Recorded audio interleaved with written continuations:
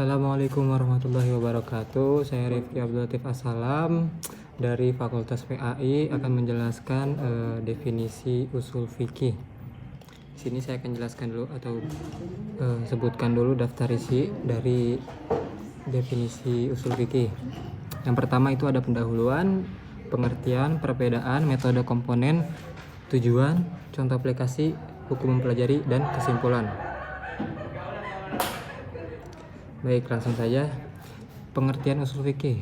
Usul fikih ini adalah bentuk jamak dari al-asl, yang secara etimologis itu adalah sebuah dasar segala sesuatu, pondasi, asas atau akar. Sedangkan menurut istilah, kata al-asl itu berarti dalil. Fikih. Fikih secara terminologi itu berarti pengetahuan terhadap hukum syar'i yang berhubungan dengan amal perbuatan dan berdasar pada dalil-dalil yang terperinci.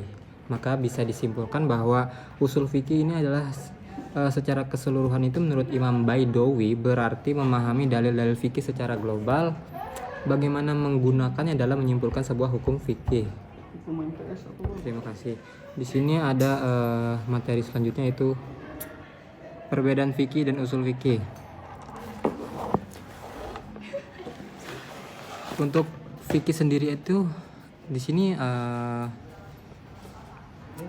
yang berarti ya perbuatan mukallaf dari sisi konsekuensi hukumnya secara syar'i, dan usul fikih itu berkisar tentang dalil-dalil syar'i global dan apa yang diambil dari hukumnya.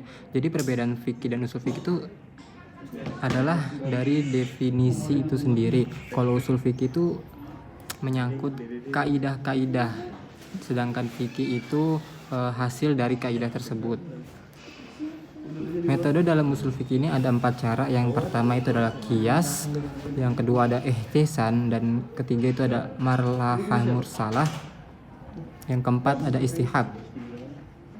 Qiyas itu adalah menyimpulkan hukum dengan analogi dari hukum lama dan menjadikan hukum baru. Yang kedua ada ihtisan, yaitu memilih yang lebih baik dari dua pilihan. Jadi diambil dari dua kesimpulannya itu, maka diambil kesimpulan yang baik. Yang pertama misalkan, kalau di sini marhalah mursalah itu adalah mengambil keputusan berdasarkan kemaslahatan umum. Yang keempat ada menetapkan hukum berdasarkan keadaan yang ada.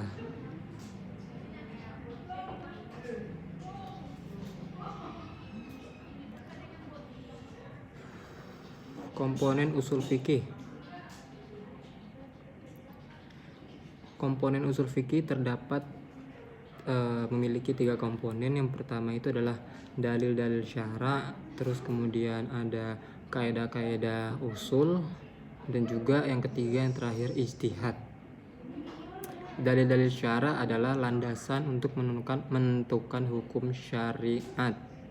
Yang kaidah-kaidah usul adalah prinsip-prinsip dasar yang digunakan dalam mengambil hukum. Sedangkan ijtihad itu adalah usaha maksimal yang dilakukan oleh ulama dalam menggali hukum yang tidak ditemukan secara langsung dalam nas atau dalam teks Al-Quran dan hadis.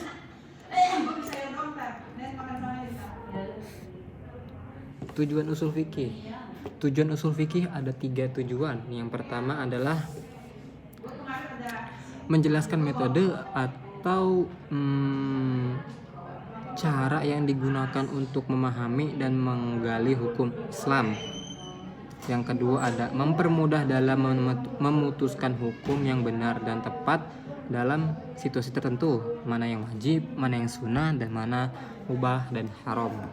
Yang ketiga adalah menghindari kesalahpahaman dalam penafsiran hukum syariah itu sendiri. Contoh pengaplikasian usul fikih itu ada beberapa contoh. Di sini saya akan mengambil satu. Yang pertama adalah menggunakan qiyas. Jadi qiyas itu tadi yang saya jelaskan bahwa ini adalah analogi dari kasus lama, terus memberikan sumber hukum buat kasus yang baru.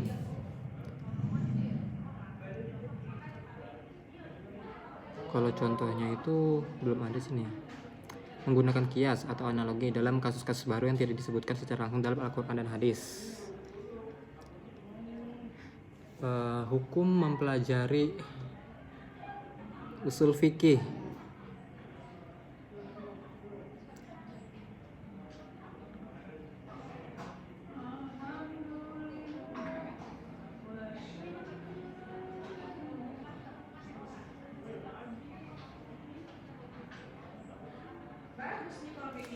Hukum mempelajari usul fikih itu sendiri adalah fardu kifayah ya, berarti adalah fardu atau kewajiban bagi seorang muslim, tapi tidak secara keseluruhan, akan tetapi hanya misalkan dari satu kampung itu ada satu orang yang paham tentang kaidah usul fikih itu sendiri, seperti itu. Kesimpulannya adalah usul fikih adalah landasan serta alat penting bagi para ulama dalam mengkaji suatu hukum dan memahami hukum-hukum Islam. Yang kedua itu kesimpulannya adalah menguasai ilmu ini sangat membantu untuk memahami maksud dibalik hukum-hukum syariat dan menerapkannya secara tepat sesuai dengan konteks zaman dan tempat. Terima kasih. Wallahu a'lam bishawab. Saya Rifki Abdul Latif. Terima kasih.